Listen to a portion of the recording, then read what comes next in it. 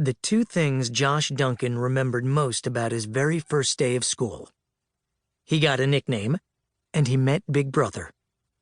The way the memory came back, all these years later and on another first day, seemed like a bad omen, if a person believed in those.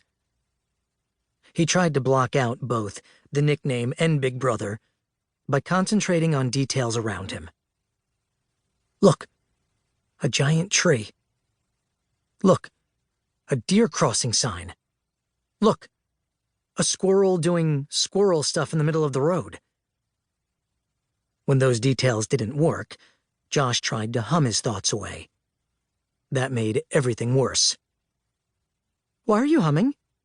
his mom asked. "I don't know." "Did you know you were humming? Or are you wheezing?" "Humming? Are you nervous? Is that why you're humming?" "Why would I be nervous?" Josh looked out the car window at the swaying pine trees and fuzzy green moss and lightly drizzling sky. "It's not like it's my first day of kindergarten." First day of kindergarten.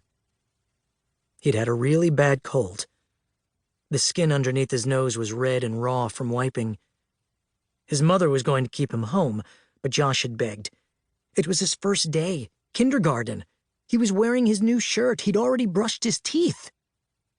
So he went, and it was fantastic. Until Book Circle. At Book Circle, the brand new class sat on a blue rug while the teacher read a story about a hibernating bear. The rug was itchy, but nobody squirmed. It was the first day, and they all sat with their backs perfectly straight. The story was a good one, about a bear who slept in his den while other animals snuck in from the storm and had a party and ate his food. Josh loved it. It was the best he'd ever heard. It was so good that he leaned forward. Maybe, he's not sure, but maybe, he even started to crawl right into the circle. It was the picture of the bear's den that was pulling him in. All the shapes and shadowy corners. When his nose started to run because of his cold, Josh reached up and wiped it on his sleeve.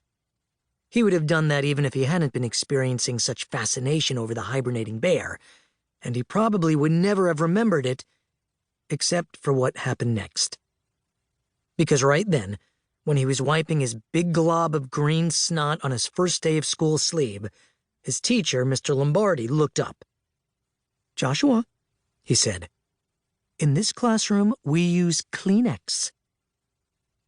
There was a silence, and then one person laughed. That's all it took.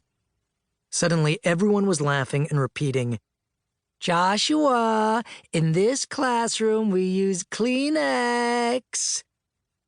Mr. Lombardi clapped his hands and chanted, "Class, class."